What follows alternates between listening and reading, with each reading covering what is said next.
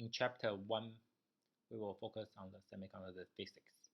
Okay, and let's start from the chapter 1.1, which is the quantum theory of the solids. First of all, what is semiconductor? Let's understand it from the Venn diagram. We can divide the solids in three categories based on its conductivity. For the most conductive one is a conductor, and it is a non-conductivity material. We will call it the insulator, and the semiconductor is in between. For the blue part and the gray part, that is the is the allowed empty state and the allowed occupied state, which is formed in the conduction band and the valence band. If the forbidden band, which is called the band gap, is less than is 0, then we will call it conductor. And if the band gap is larger than 5 electron volt, we will call it as the insulator. But this value actually is not strictly defined, so it depends on how you see it is insulator or semiconductor. And for the semiconductor, typically the band gap is around point something to 3 electron volt.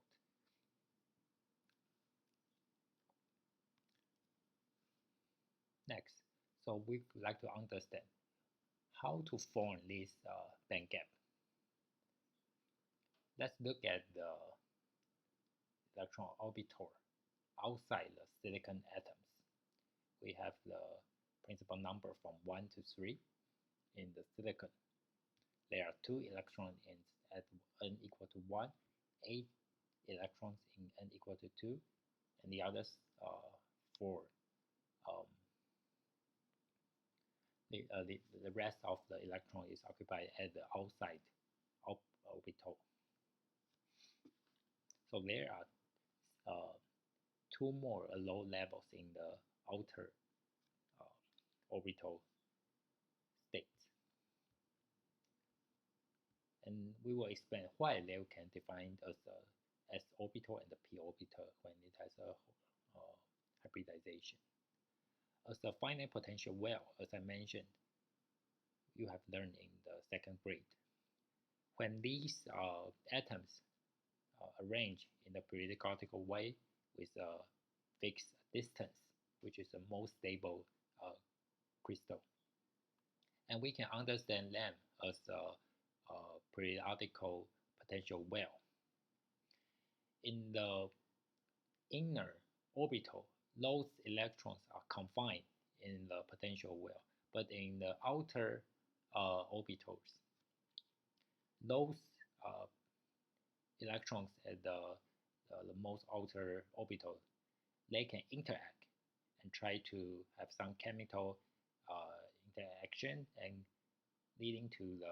leads to the formation of conduction band and the valence band. So in this part, we would like to explain the detail of this story, how we transform from these atoms to periodical potential well, and then form the Venn diagram. From the very beginning, let's quickly review what is the Schrödinger wave equations. Why we need Schrödinger wave equation to understand this part.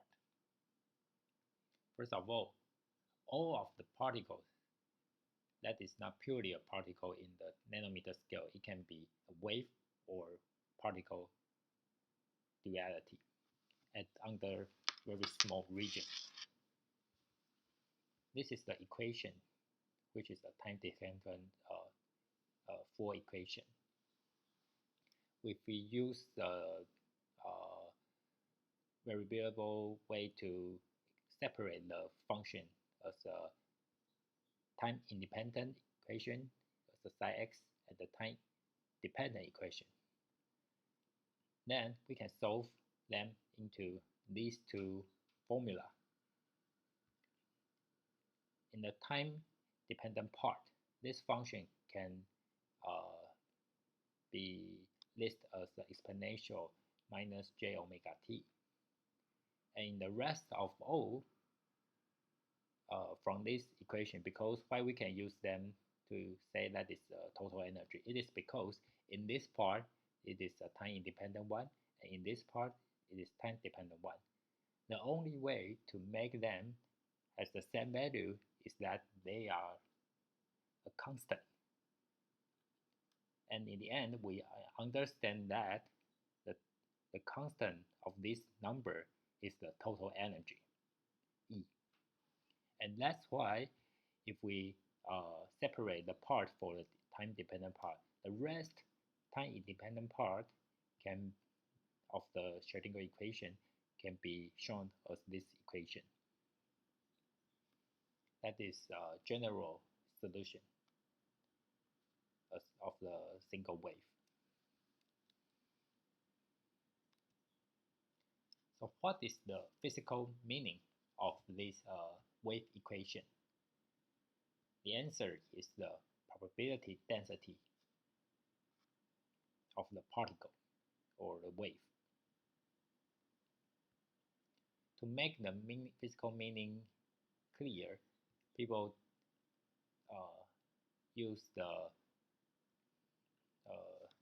normalized way to extract the probability density function per unit dimension. In 1D dimension, there is only the parameter x. Then if we times the equation with the complex conjugate equation, then we can get the probability density function per unit in this way. And if we want to know the probability density function, not the per unit one, then we can integral it with the dx from minus infinity to positive infinity. And this, and that's why when the position is infinitely far from the 0 point or the original point, the probability of the function is close to is close to 0, should be close to 0, and that is the only way to make this equation has the physical meaning. And the boundary condition we use to solve are listed here. First, the normalized integral should be 1, which means that in the total region we find the particle, the probability that we can find the particle is 100%. So that's why the normalized integral should be 1. And the second boundary condition is that the derivative of function should be finite. And the third one is the wave function at any x should be continuous. So that's why we can by introducing the Schrodinger equation, we can transform from the classical way to quantum mechanism. For quantum mechanics, the position of the particle become switch from the precision way to the probability concept. Let's give a very simple example from the electron in the free space, which means, what is the free space? It means that the potential should be 0 at the free space. So in the equation, V of x can be negligible. And by using the plane wave equation, including the exponential jkx and the exponential minus jkx, which is the plane wave moved to positive of x direction and the negative of x direction. And that is the way to show the total equation. Here the k is the wave vector. Then when we solve the equation, we can for here we can solve the k is actually the root of the 2m energy over reduced Planck constant square. And from the hypothesis of the de Broglie equation, which is the wave-particle duality. Why we call it wave-particle duality is because for the momentum actually is kind of the way to say it is a particle, and in the wavelength, that is the way to say it is a wave. So that's the way to connect them. And we can find out that this lambda, the wave length of the particle is 2 pi over k.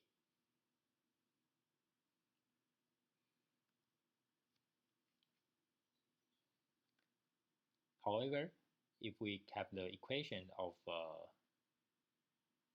here, the equation list here, when we try to normalize it, we will find out that it can be normalized because we don't have the boundary for the electron in the free space. Then, what is the solution of the wave function in the wave function of the electron in the free space? The answer is we need to introduce the concept of the wave packet. What is the wave packet? It means that actually the total wave function is not a single k to explain the wave function. It is consist of many of the k factor, the wave function with many k factor, and then accumulate them together. For example, for this wave function, it is integral the wave function at the specific k with the specific amplitude of the wave, and then we have k1 and then plus k2 plus k3 to infinity. And then we can find out the wave function can be shown here, consists of many kind of the wave, plane wave. And actually, this function can be understood as a Fourier transform. And the other concept is, if you look at this wave packet, we will know the distance of the wavelength and also the real particle position in the delta x. And this lambda is determined by the wave factor k. And this distance is another parameter. When we recall the uncertainty principle, this k times the distance should be close to 1. So if that is a fixed number, or it should be larger than some constant number. The larger variation in k, then we can have the more fixed of the more certain position. But if we want to know more accurate k, more specific k, then the distance or the position of the wave will become more variable. And that is the concept also can explain what is the uncertainty principle. And that's why the wave function of the electron in the free space should be presented in the wave packet. Okay, the next part is what is the potential well we have learned in the modern physics. There are two kinds. One is a finite potential well, the other one is infinite. The only different part is the potential well should be infinite or finite as a v of 0. And the wave can exist in the potential well outside the potential well if the potential well is finite, not infinite. In infinite, the potential well can only exist in the potential well. And the eigenfunction and the eigenenergy of the wave function can be shown here with the principal number from 1 to infinity. And I hope that you can already learn how to derive this equation from the modern physics, or you can check them on your textbook.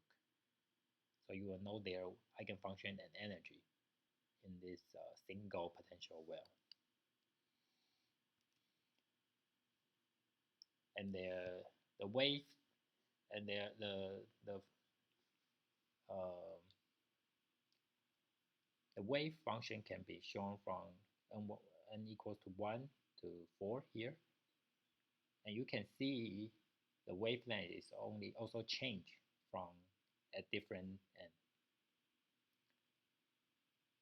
So as I mentioned, the wave function in this single potential well can be explained by this Fourier series, including the sine and the cosine form, and that is called a complete set by this linear combination. And from n equals to 1 to higher, the wavelength becomes gradually smaller because of the k we can extract from the sine function here, and it is depending on the n number of n. As I mentioned, we also need to connect some of the concepts from chemistry to explain the orbital models.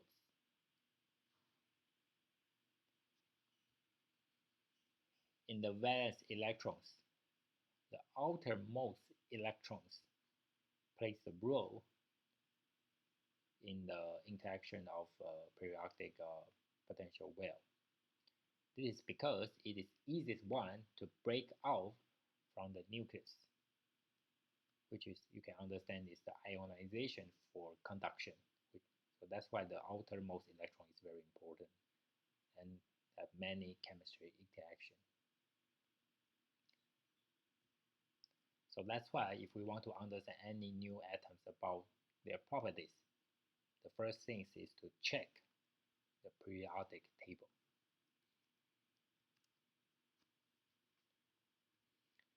Here is a brief. Okay, let's move on to single potential well to double potential well, and that is hydrogen atom models. And you will ask why this wave function is look at this one. This is because we can that is the concept, that is the hydrogen atoms model, which is in the spherical way to explain. We can explain that in the spherical coordinates. And their potential energy is proportional to 1 over r. R is the distance from the nucleus.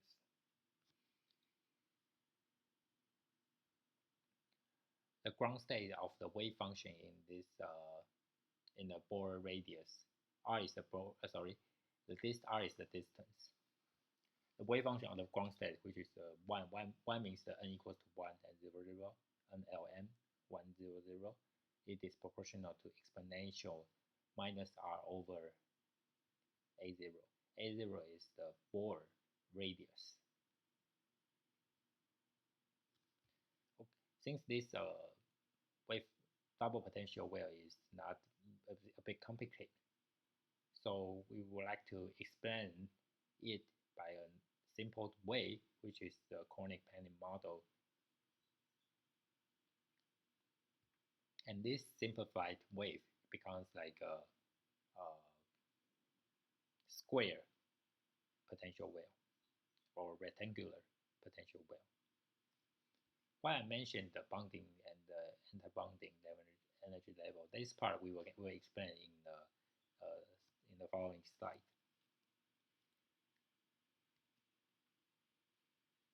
Okay,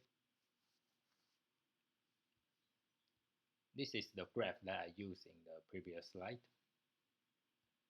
which is a single potential well. If in the Coney Penny model, this single potential well becomes two finite potential wells. And if they are far enough, then that is similar as a single potential infinite potential well. So we will have almost, if there is a symmetry and asymmetry potential well, the difference is their phase are opposite or same. But anyway, no matter it's symmetry or asymmetry, the symmetry position is at the midpoint. And the other thing is the energies and the probability density of the symmetry and asymmetry are the same. Because for the energy itself, you can see that the energy is determined by these numbers. No matter if you give a minus here, but if you look at the energy in the eigen energy, it should be only determined by n, not by the positive or minus sign. And the probability density is also, when you normalize them, then you won't see it. Okay, so you know the energy and probability density should be same, no matter it's symmetry or symmetry wave function, if the potential well is very far in these two potential wells. How about these two potential wells become closer? Then you can see that they will have the constructive or destructive interference to get in between, and then in this region they will not become the sine wave or cosine wave. They will gradually become interact more when the potential well becomes closer from the left figure to the right figure. Then why I mentioned the energy of the symmetry is lower than the symmetry? It is because in previous slide I mentioned that this symmetry and symmetry should be the same number. But in this slide, if they becomes closer, then the energy should be the same at a very far distance, but they will become separate. There will become a bit difference when the potential become close at the distance of a. The closer they are, the difference between symmetry and asymmetry wave function will become larger, which is shown here.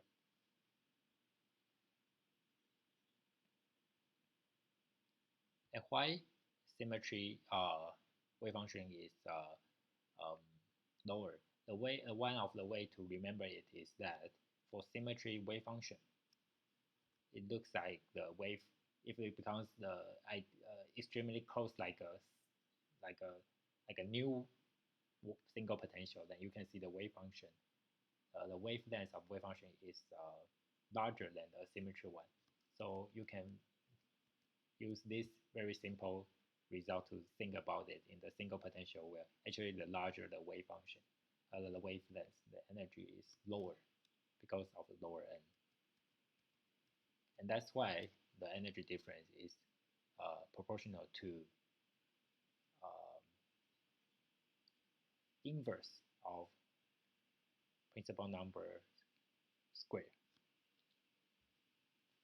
And the other thing I want to mention is that the number of the wells will determine the number of the wave function forming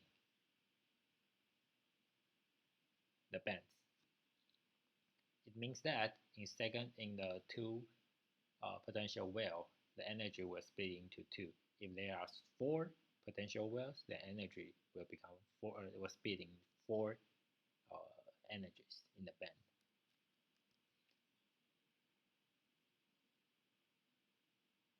This is more further discussion about what is the accurate number you can expand. In the hydrogen atom, the Z is 2. So as I mentioned, the difference of these two is 4 times, right? And the potential well energy is proportional to the inverse of the distance. So the total energy of the asymmetry and the symmetry should be accumulated by the total energy plus their wave function. And the other one is the symmetry one. And you can get the total binding energy between symmetry and symmetry wave function. And that's why when you look at these two curves, you can find the lowest point of these two wave functions is here. And that distance is the most stable state situation when the hydrogen atom becomes more stable, which is the 0.106 nanometer. And we call this R0 as interatomic distance. Okay, so based on learning from the hydrogen, let's move forward to the if we have more quantum wells of a single, like many of potential well of hydrogen, what the band will be. As I mentioned in if we look at just n equals to 1, then the band can form, the numbers of the band can form in the band will split into inside the band will determined by the number of the potential wells. Since we assume the potential is almost infinite. So in the band, the energy will split into also infinite. Although this energy should be discrete, but we have too much infinite splitting energy, makes this band as like a quasi-continuous in the band, energy in the band. For example, we have atoms which is 10 to 19, very large number. So in this energy band, we have 10 to 19 line inside it. So that's why we can say it is a quasi-continuous band formed in the 1 electron volt. And that is the principal number of n at 1. If we extend n to 2 or 3, then you can see the load bands are separated by the forbidden energies at a different n principal number.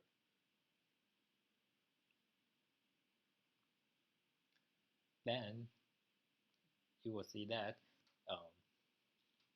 as you can understand that if the n becomes larger, then the electron is more at the outer orbital, so it will start to interact when the atom's distance is longer. But in the innerst one, then the electrons is difficult to interact until the distance is really close enough, and that's why you will see the band splitting at different interatomic distance.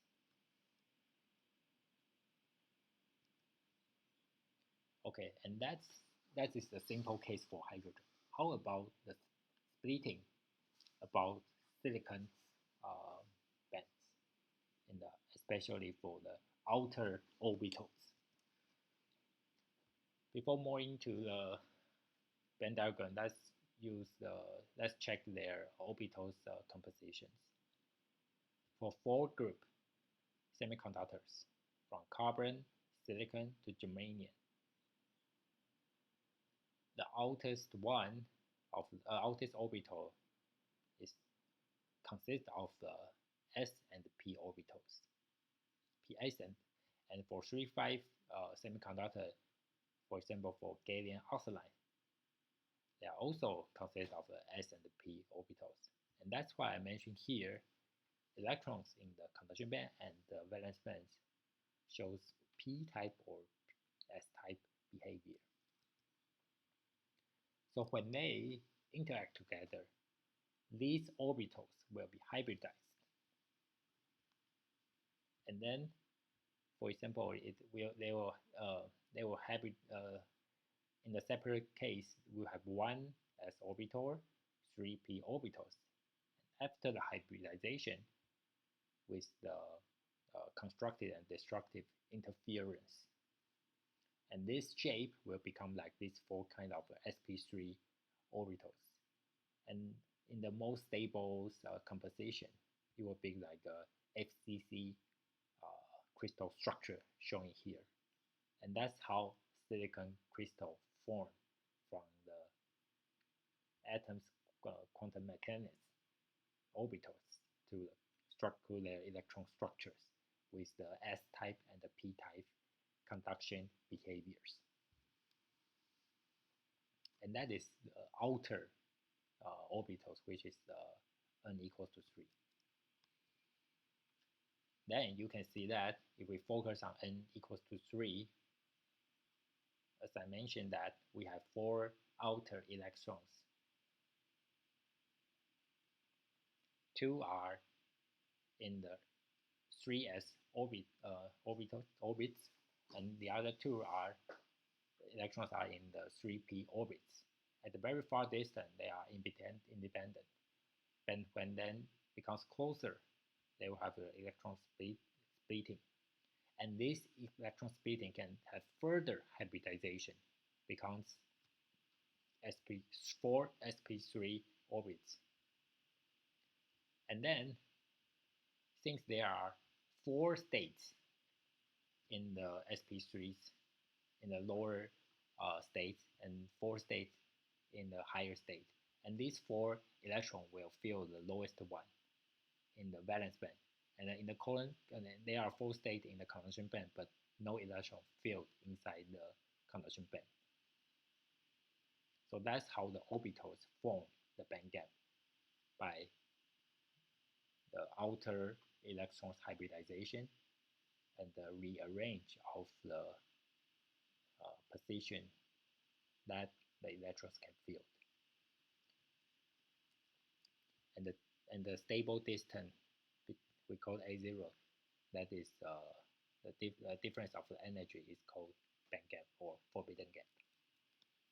Means that the electron cannot, there is no state for electron to fill in this region.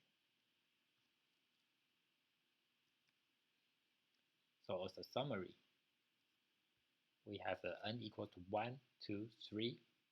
In n equals to 1 and 2, the bands form only individually in their potential well for each periodic potential well. But when we look at the outer orbitals at n equals to 3, due to the hybridization of the sp3 orbitals, then this band will splitting as the conduction band and the valence band, and the 4 electrons will fully fill the valence band, and the conduction band will be fully empty at the outer orbits. So that is a concept for using the just simply the interaction of the wave. But you will ask, how can we prove to understand their equation or the further physical understanding behind it? We will simplify using the Bloch theorem and the conic panning model to study it. So that is the way to explain how the tightly bound form by the individual atoms.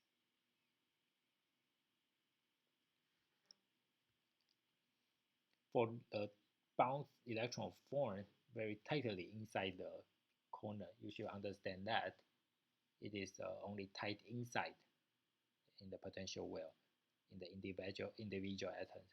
So it won't play any role in the transport.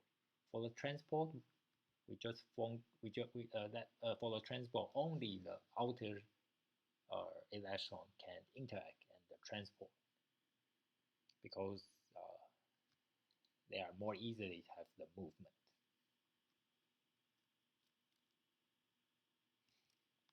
Okay, so as I mentioned, we will use the Bloch theorem and the Corny-Penny model to explain the back structure. So what is the Bloch theorem? It is a periodic concept to explain the periodicity. From a plane wave, we have periodical atoms arranged here, and we can know their plane equation, wave equation, as an exponential ikx, and we want to take its real part to understand the shape of the wave. And if we have another periodic functions that is have any, the wave function can be any kind of the wave potential well, but the key point is the periodicity of this potential well are the same as the plane wave of the particle. In that case, it means that the wave function can be expressed by this simple way, by times length together. And that can be proven from this Bloch theorem, but I will skip this part. Please check the textbook. And if we want to know the time-independent wave function, then you just include the exponential minus I omega t. And omega is equal to energy divided by reduced Planck constant. Okay, so the first part is the Bloch theorem, and the second part is the Cornick-Penny model. Let's start from the most simple one, which is the 1D, one electron atom array. This is the function we have checked from the Bloch theorem. As I mentioned, actually the key concept of the Corny-Penny model is for the spherical potential well, we try to make it simplified as a simple. We express it as a simplified way, which is rectangular wave function. And this is a periodic potential well, so it has only two kinds of the region, which is region 1 and 2. And the distance between 1 and 2 is A and B. And we just define one of the periodic boundary as the position of 0, and the potential well is V0.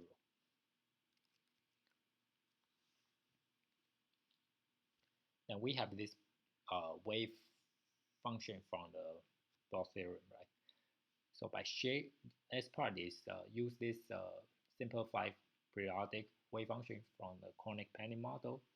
We can solve them by the Schrödinger equation, which is we use a time independent one. Then the way to solve the Schrödinger equation is to define the region, and then use the boundary condition to solve them. In region 1, the potential well is 0 and the boundary is 0 to A. And in region 2, the potential well is the potential is V0 from the distance 0 to minus B. Here we can see that there are some connection between some important parameters. For region 1, we can understand that the wave factors start to connect with the energy.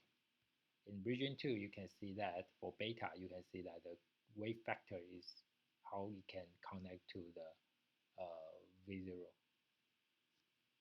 which is the potential of the potential well, the periodic potential well.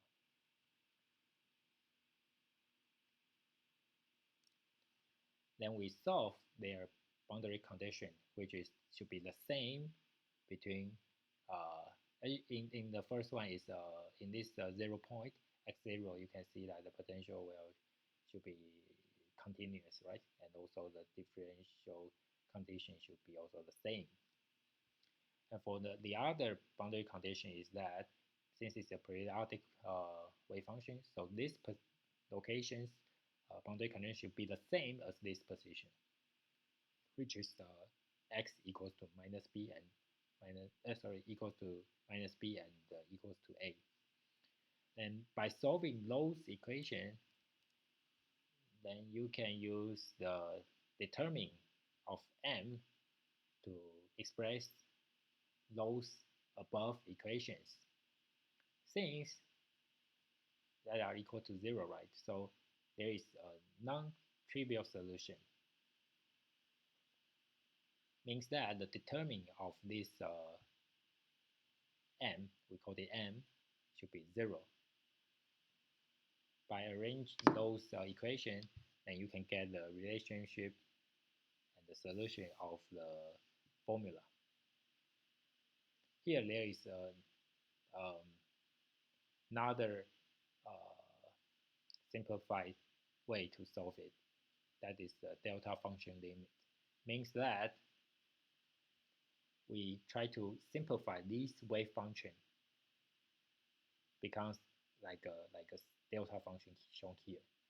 This delta function means that the distance between the wave function b is very small. That means that b is almost close to 0, and the potential of the potential well becomes infinity. But when they times together, that is a finite number, and that's called the delta function limit. We simplify by using this way. By this delta function limit, then we can further simplify the equation to the final equation that we want to use, which is expressed as shown here. And therefore, alpha is consists of root of the energy, and k is here. So we want to know what is the relationship of the energy between energy and the wave factor. Before moving to the semiconductor, let's start from the simple way, free particle, which is the potential is equals to 0. Then you can see that when the potential is equal to 0, then the B, we can understand that this number is almost close to 0 and the V0 is closer to 0.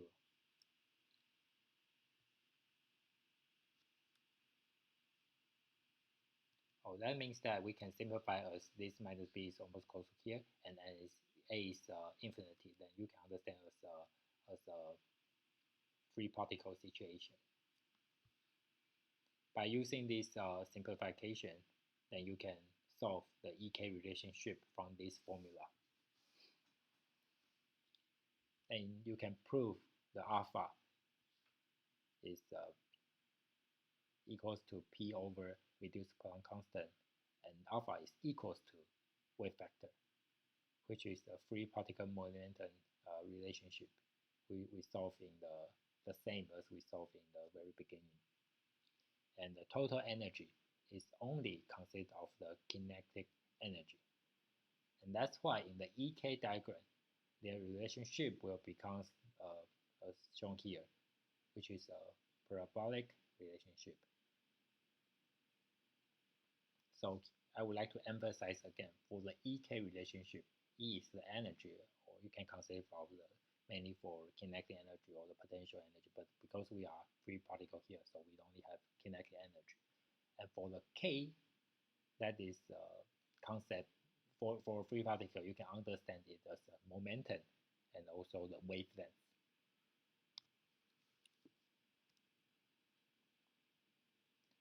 Okay, then if we shift from free particle electron to 1D periodic lattice, that is not a free particle, we have the potential here.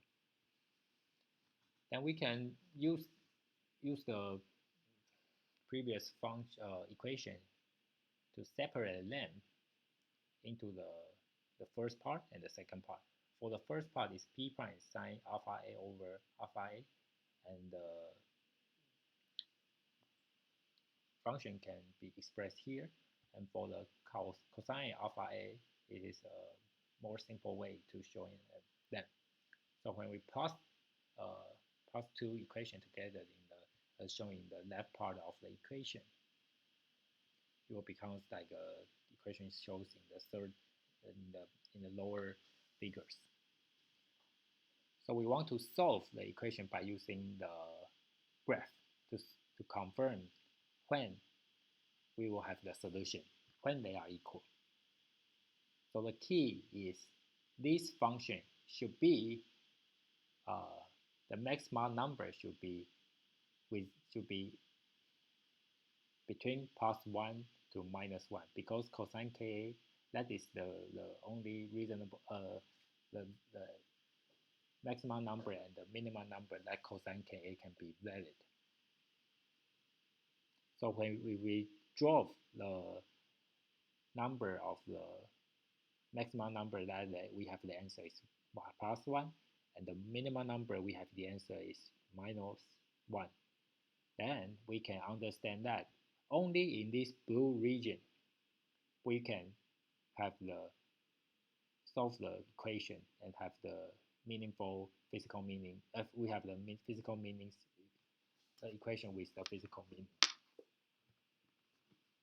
And in this interaction point, if we want to solve them, then that is only valid when cosine K is equals to 1 at this region, and in the lower region it means that cosine K is equals to -1.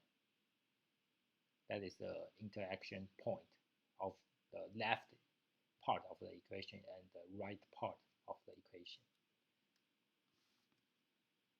If we turn the graph in the counterclockwise of 90 degrees, we can try to draw the EK diagram as shown here. In the first periodic from 0 to pi over A, we will have the first band. In the second band, we can get another allowed energy band, and the third is from 2 pi over A to 3 pi over A. And all of this periodic position is equals to the interaction point between the cosine Ka and the left equation. So because we want to, for example, if we want to check the cosine Ka is equals to 1, then the K number can only be pi A times the integer, positive integer, and also minus integer. But if we look at the positive one, it can be positive integer. So it can be from 0, +1, +2, +3. So if we look at this EK diagram, then you can understand that if there is a solution, it means that is a low energy band. If there is no solution, that means that is the forbidden energy band, where the electron cannot be filled in. The interesting part is if the K becomes larger, which means that if the K becomes larger, means that the energy also becomes larger. then the allowed band will become larger with a smaller um, forbidden energy. This is because this electron will be gradually become more like a free electron with because it is far from the periodic uh, potential, and that will be affected by the periodic potential lesser if the electron is far from the is the with a very high energy. It's far and it has very high energy.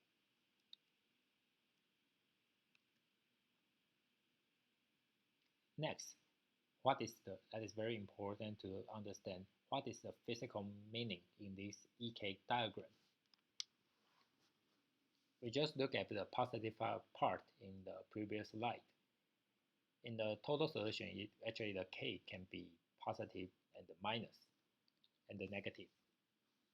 It means that those waves are move. K is a vector, right? Wave vector. So it has their positive and the sign of their uh, K means the direction of the wave movement. Then, if we want to get more meaning about the velocity, then we can try to have the derivation of the omega over dk, because that is the way to express the group velocity of the wave packet, not only the single electron, that is the total way to show in the, as I mentioned, in the wave packet, not the single plane wave, it is a wave packet. Since we know the omega, we can connect the omega from the energy, which can, if we use a free electron model, then the energy should be equal to reduced Planck constant times omega. So you can understand that dE dk has the meaning proportional to the group velocity of the wave packet. So you can see that if the slope is larger, then the movement of the velocity of the group velocity of the wave packet is faster. So it is even faster when the k is larger. But there is a special point you need to pay attention is the group velocity at when the k is equal to integer times pi over a, and that is actually the boundaries of the Brillouin zones. And those positions, the slope of dE dk is 0. Means that the wave function can move in the low band, but at the k equals to the integer of pi over a, there is no movement. Without the movement, then, and they also have a periodic k to see this no movement position, right? So how can these group velocity become 0 and form the standing wave? Actually, you can understand that if the atoms is periodic, they will have constructive and destructive interference at the wave has the same incident and the reflections wave, and then if they interact with the same k factor, then they will gradually become like a standing wave without single direction movement. So that's why the wave packet will looks like stopping at the k equals to the n pi over a. So that's why we call this wave as a standing wave, due to the break reflection of this wave packet in the 1D lattice. And then this is also valid in the 3D lattice due to these in-phase reflection. Next, that is a total solution for the EK diagram, but this is actually we can simplify it by the reduced K-space diagram. Why we can shift the EK diagram by 2n pi over a? This is because when we move back to the curve here,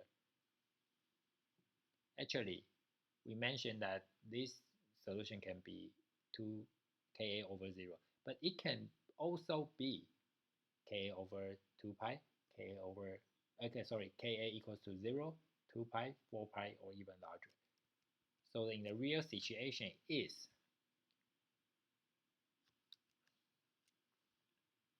this equation can also be valid when we shift to 2n pi over a. Means that we can get the same result if there is a 4 pi over a, then you can get one more same result here, here, here, and also the result here, here, here. So actually the diagram can be fully filled with the 2n pi over a's periodicity. So we don't need to look at all of them. We just need to understand what is the domain unit in the K-space. So that's why we try to reduce the K-space by only checking the first region of from minus pi a to positive pi a.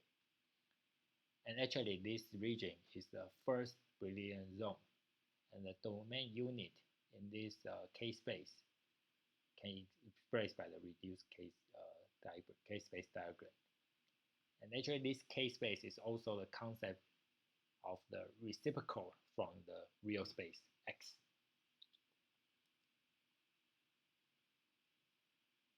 For the EK diagram, we will have a further discussion in the following course. So for the first Brillouin zone, you can understand it is the minimum region that can duplicate, that can expand the duplicate region in the from this single domain unit in this reduced K-space. Next, we want to understand what is the band structure of 3D crystal. Previously, we just explained about the EK diagram. Then, actually, in the 3D crystal, we have many directions. For example, in FCC, we will have a 1, 0, 0 direction. 1 means the position of X is 1, and the Y is 0, Z is 0. And the other direction is the most different one. In the 2D diagram, another direction is 1, 1, 0. For these two, if we look at the center of the atoms, the distance between the atoms is different in two directions. So the periodicity between two directions is different. And that's why the potential will look like this. I didn't plot, but you can imagine it here and also here. Then this solution in 1D KB corner penny model, the A will change. So the EK diagram will also change by changing at a different direction due to the different distance of a different periodicity. So that is the band structure move from 1D to 2D or 3D. Just give a quick or simple concept about the reciprocal space. For this part, we will have a further discussion in the solid state physics course in the next semester. But I would like to just give a quick introduction. For reciprocal space, actually we use it a lot in the diffraction analysis. X-ray XR, we call it XRD.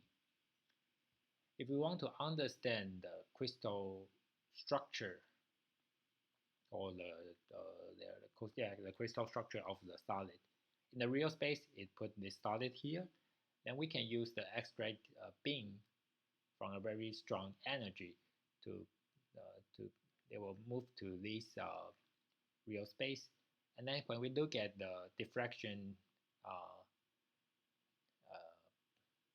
energies, we will check them. It is hard to directly see the distance between the atoms because it's too small. So the only way to understand the real distance x is using to understand what is the periodicity of the wavelength by using the Bragg diffraction. So we want to connect this distance of the lattice d with the wavelength of the X-ray. So you can see we have the lambda, theta, and the d. By checking this triangle, we can understand that the relationship between the distance and the lambda is n pi should be equal to 2d sine theta. For d, you can understand is the real distance, what we want to understand in the real space. So you can understand it's the x direction or y direction or z direction. For lambda, as I mentioned in the previous Schrodinger equation, it has the concept of the lambda, momentum, those information about the wave. So actually it is kind of inverse of the real space. So that's why we called it as a reciprocal space, not in the real space we mentioned like the x, y, z. So by transforming the real space to a reciprocal space, which is more easy way to explain the periodical structure, because we want to understand the periodicity is is a more sensitive way to understand the complex or reduplicated structure in the crystal. We have to use using the reciprocal space is more easily to understand them.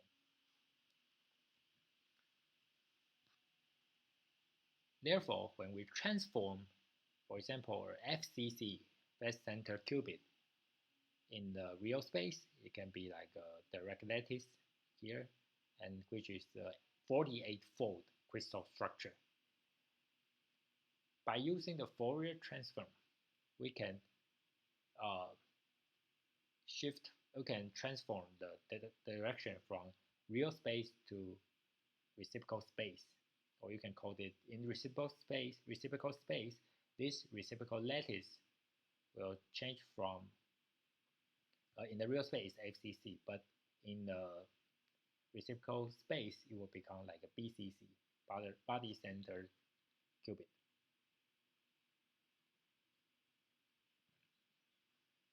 And in the K space of their coordinates, if we use the English,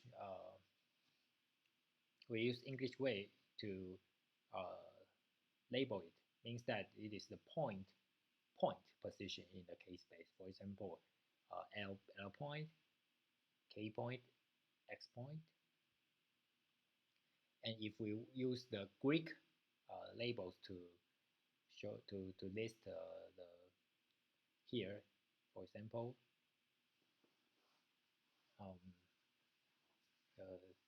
here like the delta, that means that it is a vector from the origin to the point in the K space.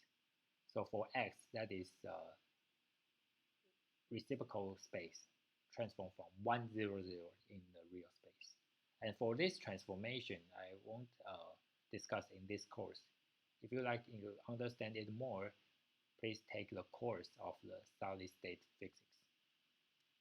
Okay, so if you can understand what or you can have more feeling about the EK diagram and how to transform the direction in 100, 110, and the point of the L, gamma, and the X, then we can try to understand how this EK diagram of the silicon and also the 3,5 material like the gallium arsenide, how is the meaning between in these EK diagram.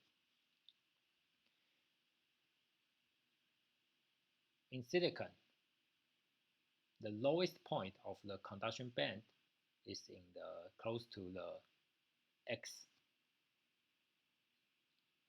point, and the highest point of the valence band is close to the almost the origin of the point, which is the gamma point. And for the valence band, the electron is filled, and for gamma point, the electron can be filled, but it should be empty. And we normally define the band gap, that the forbidden gap is determined by the lowest point of the conduction band and the highest point of the valence band, no matter they are in the same or different position in the K space. And why we list the 0 point here is because we often list the maximum point of the valence band as 0. Then we can understand this number, for example, is 1.12. This number can directly become the band gap of silicon. And here I would like to briefly also say that if the curvature rate of the band is larger, means that we will have a heavy hole. If the curvature becomes, sorry, this is smaller, but if the curvature is larger, that means that we have a lightly hole, which means that you have a better mobility. And in the other case, it's the gallium arsenide. The lowest point of the conduction band and the highest point of the valence band is at the same point in the K space, means that it is a direct band gap. But for silicon, this is the indirect band gap. For direct band gap, the interesting part is if we give the light with the photon energy, then it can directly recombine or generation will occur. So which means that if the electrons is filled here, it can automatically have the recombination, and if we lose their energy, and they will you can see the energy will transform to the light independently without any further K point position change, because they are direct band gap. For the appendix part, I will just want to say this part is also we will skip part in this course. But if you are interested in this part, you can try to discuss with me more, because in the real silicon, or if you want to understand more complicated mobility in different directions of the lattice, we need to understand the constant energy surface. But that part we will not discuss in this course now.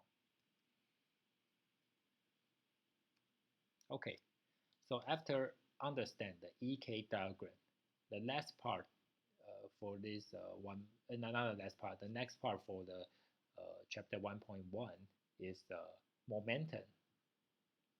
Understand the momentum of this wave packet. You can see that, as I mentioned, in the EK diagram, those states are the position where the electron can be filled. If the electron is empty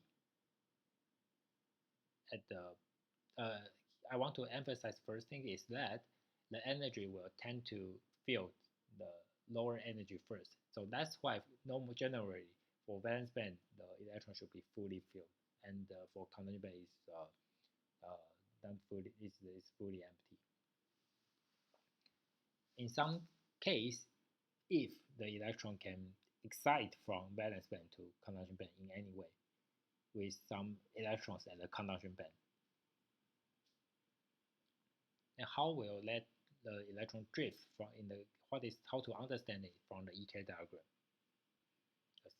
For the generation of for the excitation of thermal activation of the electron, is the concept are shown here when the temperature is not equal to 0. So if we apply a voltage with the electric field, then those electrons will shift to some one direction with the energy and the momentum increase.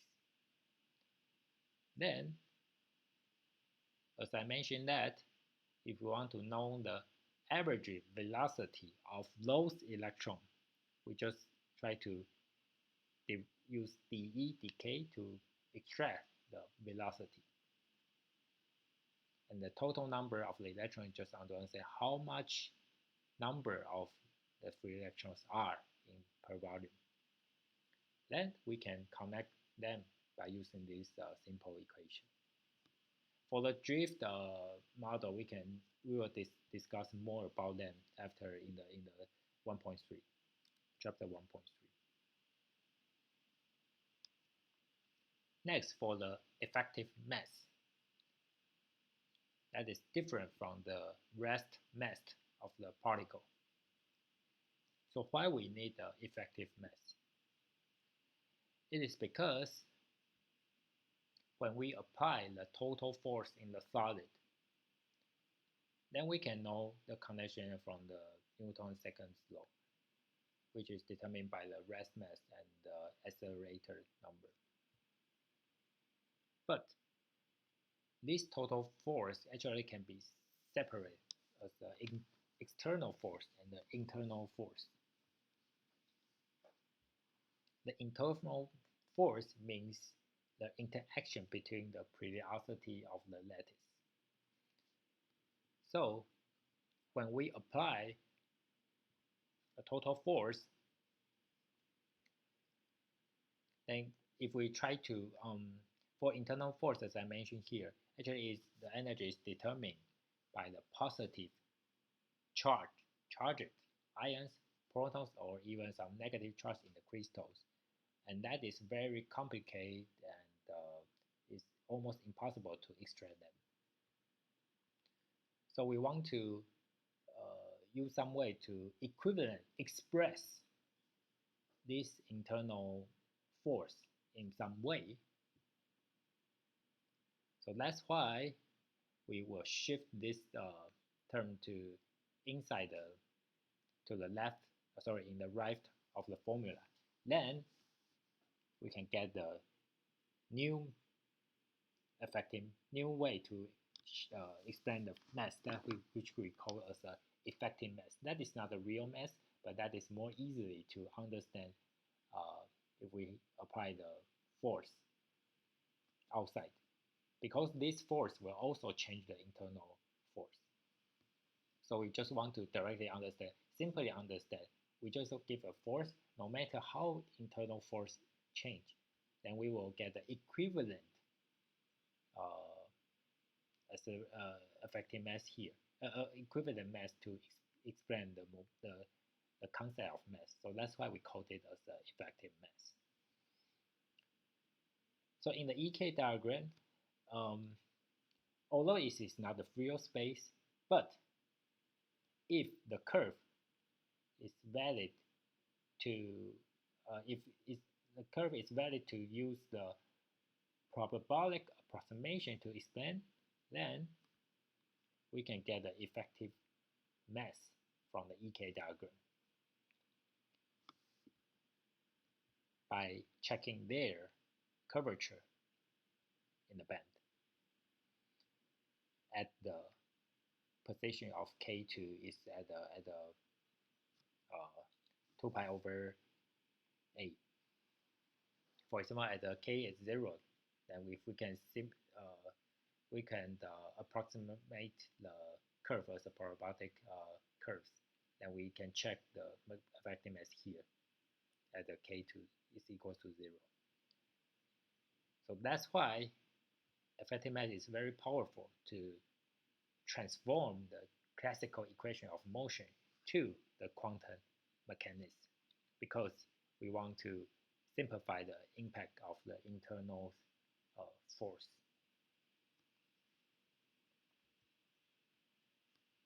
One more thing I want to explain is that please always remember that the effective mass should be lower than the rest mass, because when this internal force shift to the right position, this m will be reduced by some equivalent concept from the positively charged ions, protons, and the negatively charged electrons in the crystals.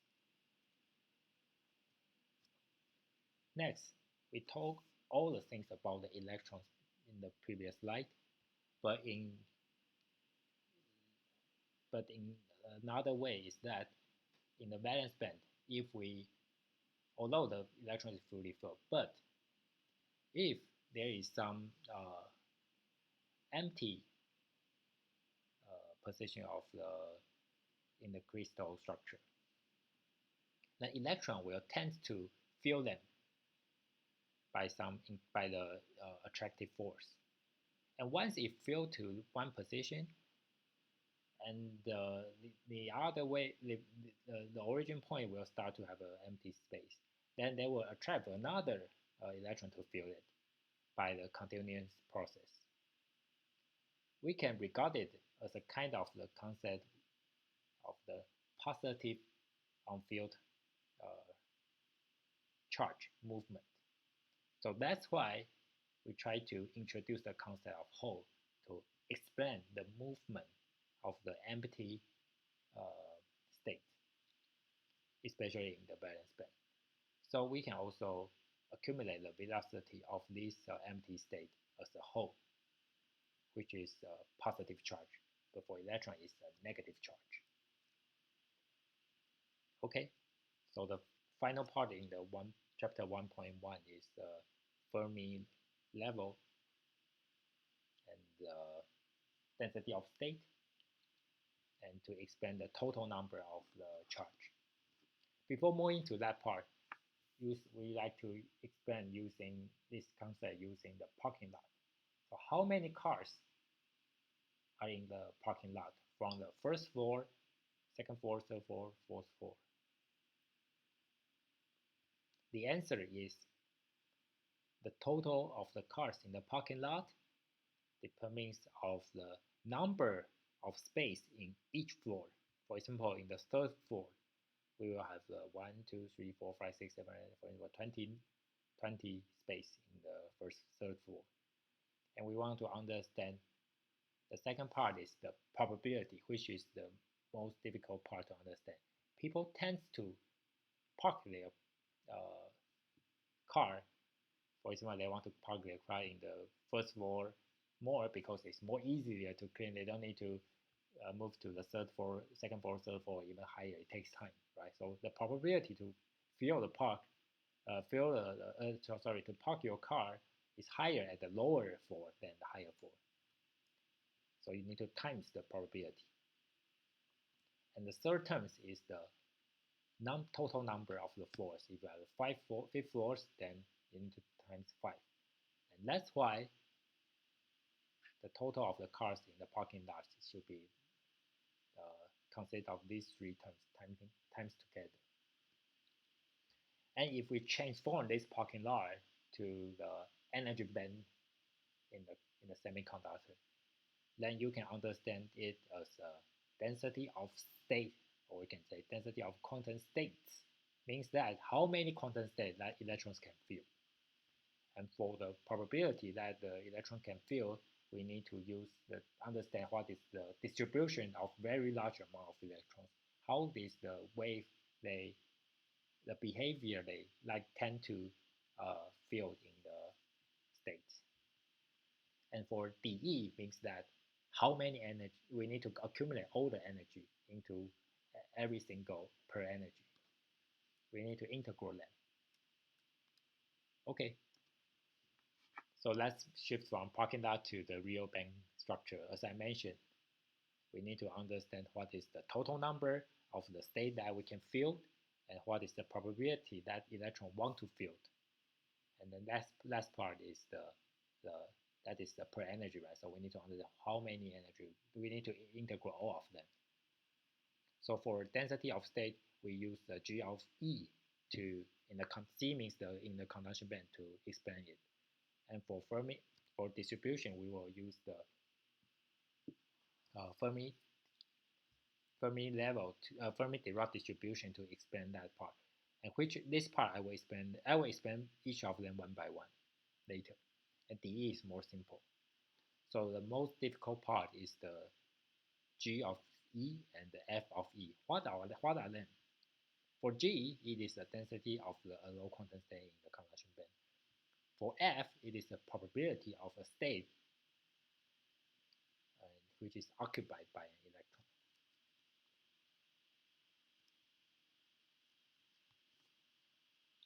So you can see from the this is an EX, real space distance. You can see that in the forbidden gap, there is no state, a low quantum state, right? So there is no state electron that can be filled. But in the conduction band, in the valence band, there are many states that can fill. And we will actually we will derive the conduction band actually is proportional to the root of the energy in both conduction band and valence band. For Fermi level, the distribution is the probability to fill the electron is more easier in the lower part, in the higher part is more difficult. And then if we try to times them in each energy, then the concentration of the electron in the conduction band, the shape will look like this. In the valence band, you will look at the whole K concentration will look like this. Okay, for this graph, it will show show in further lectures, further slides if we discuss. So that just gives you the concept how we explain the carrier concentration from this density of state and the probability of the states.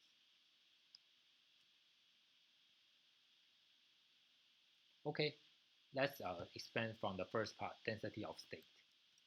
For density of state, we need to use the Spherical K-space to explain them. Here is a free electron confined in the 3D infinite potential well. What is a 3D infinite potential well? It means that the potential well is only zero at the region of the square, right? The square dimension is A in x, y, z, and outside there's no probability outside the potential. Then we use the reciprocal space to express this free electrons position in the K space. Then we can transform from xyz to kx, ky, and the kz. And the distance between in the K space is actually the pi over a.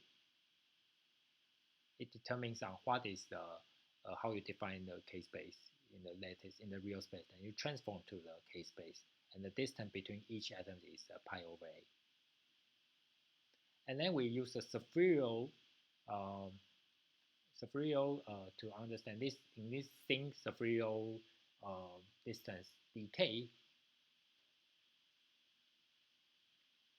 that can explain how many states can be filled in every decay, and we will try to integrate those decay. Okay, let's derive them one by one. For G of K, actually the first term is 2. Why we call 2? Because we need to follow the Pauli exclusive principle. So there are electron can fill in 2 in any there are 2 electrons can be filled in every state due to the Pauli exclusive principle. And why the 1 of 8 is this here? It is because we focus on only obtain 1 in the 3D space, but actually we need to consider 8 octant in the 3D uh, uh, coordination, because we will have we will have 8 octant. Next, we need to understand how is the volume in this scenario. It should be 4 pi r squared, because we are in the k space, so we will show it as a k, not the r, right? The distance is k, not the r in the scenario. And then we need to understand the dk is this distance. That is the total value in a differential volume of the dv in the k space. And the volume, total volume, that is per volume in the k space. And how about the total volume in the single k space? And that is very simple. It just times all the distance between the x, y, z. So that is triple. You need to pi a times 3 times. Then by deriving the equation, you can get this relationship between the k.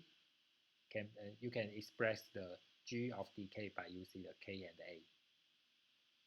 And to connect the relationship between energy, we need to introduce their relation because it is a free electron, so k squared is equal to 2m energy over reduced Planck constant square. Finally, to put this relationship of E between density of state, we can understand that density of state actually is proportional to the square and of the root of the energy, and also it can be determined by the effective mass. As I mentioned, the energy can be simplified or approximated by the conduction band energy plus the parabolic relationship in the conduction band, and that is higher, right? So you should plus, but in valence band you should be minus because of the hole. For hole, for electron, the lower of the energy means that the energy is lower, but for hole, the higher energy means that whole energy is lower, because that is the system of the energy to expand is from the perspective of electrons. So that's why for hole we need to reverse it. So that's why the density of state that is for free space. Then we put it inside the band structure with the band gap. Then we will have the concept of conduction band and valence band. And you can approximate from the free electron to the band structure. Means that we assume this band structure above conduction bands, it is assumed like an infinite potential well in the conduction band and for electrons, and the infinite potential well in the valence band for hole. So we can derive the equation from this one to this one for electrons in conduction band and the hole in the valence band. Okay, and that is the way to express the density of state of hole and electrons in the conduction band and the valence band.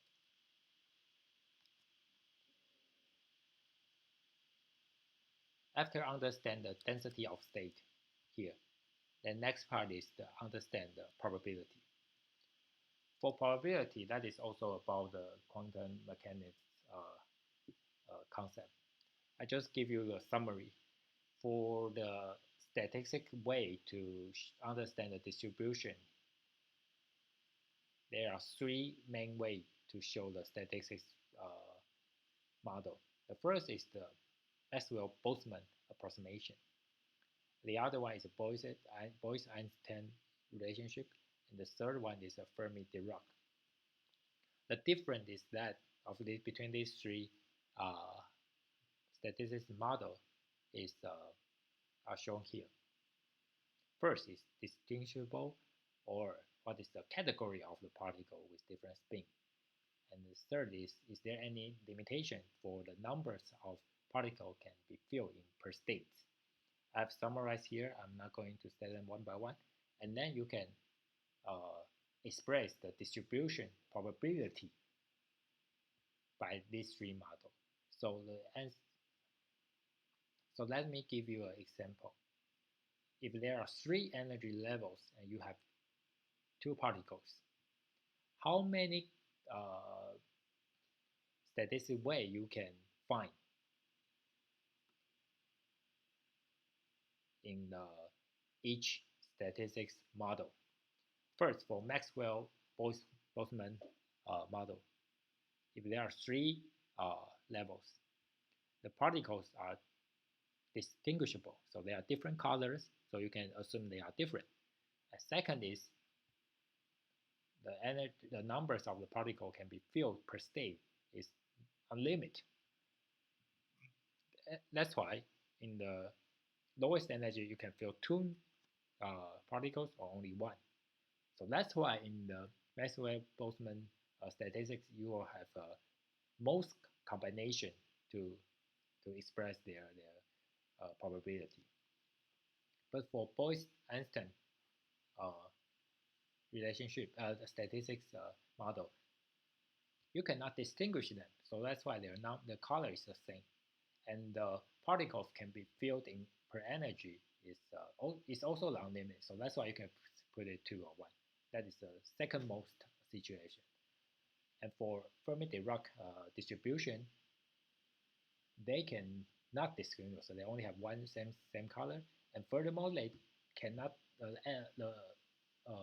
the number of particles filled in per state is only one, is limited in 1. So that's why there are only 3 cases to show the number of the combination of this Fermi-Dirac distribution.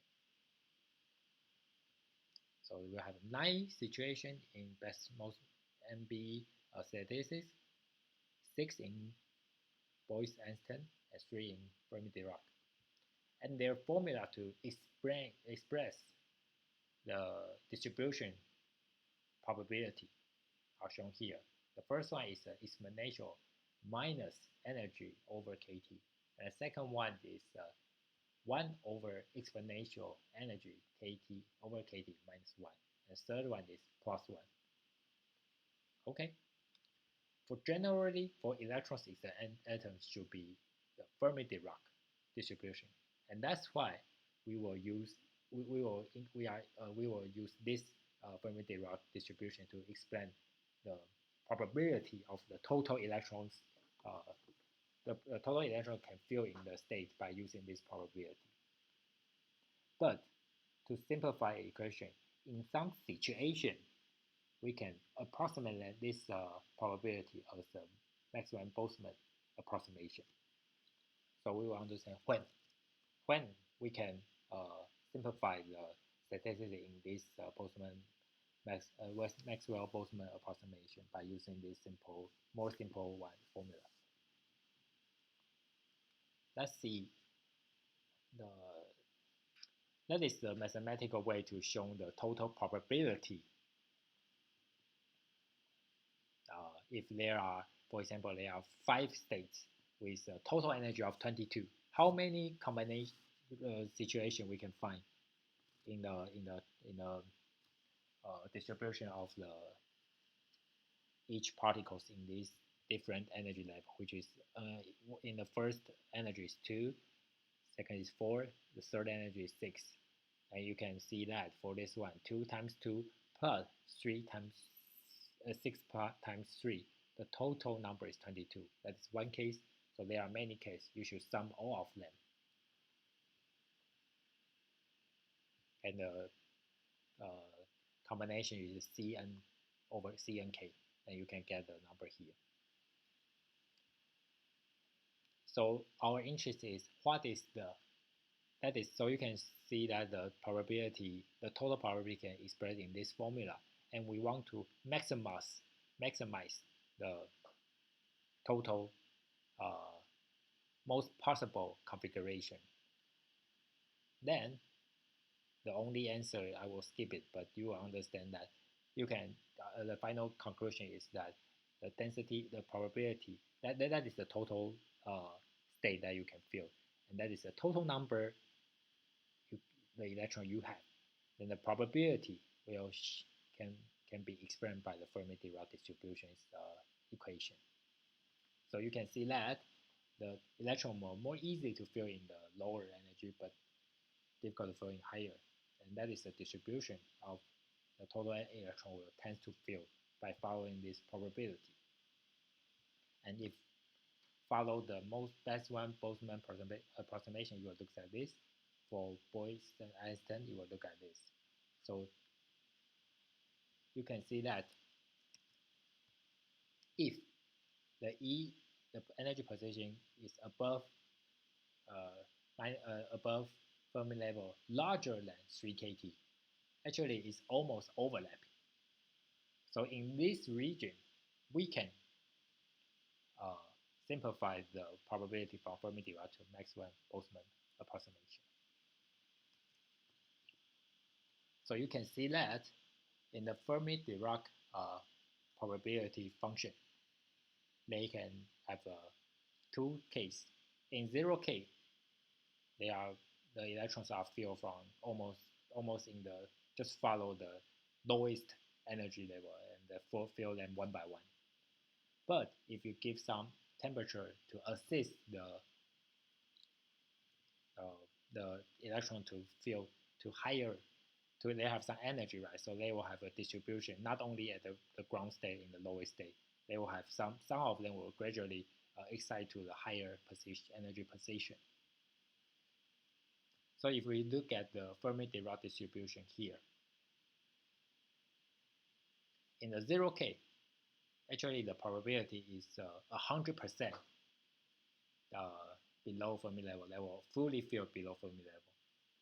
And above Fermi level, there is no electrons. But once we give some temperature to activate those electrons to a higher energy state, then some of the lower energy states, they will have some empty state. So you will see that the probability will be lower from 100% when it close to Fermi level. And some of the energy position above Fermi level will increase their energy, their probability to fill the electron from 0 to some number.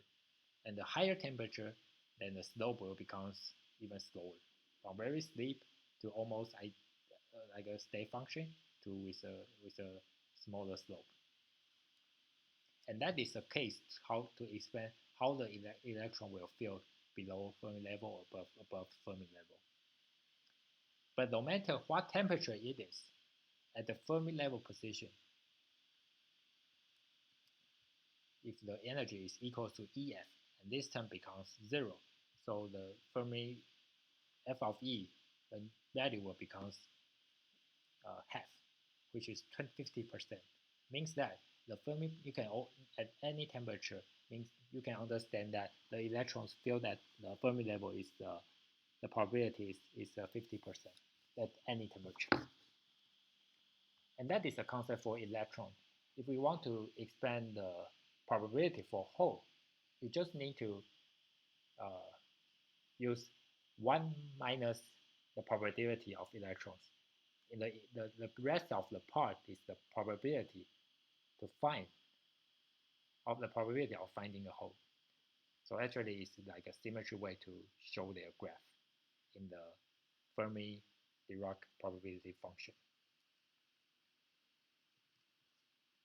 Okay, this is the last slide in the chapter 1.1.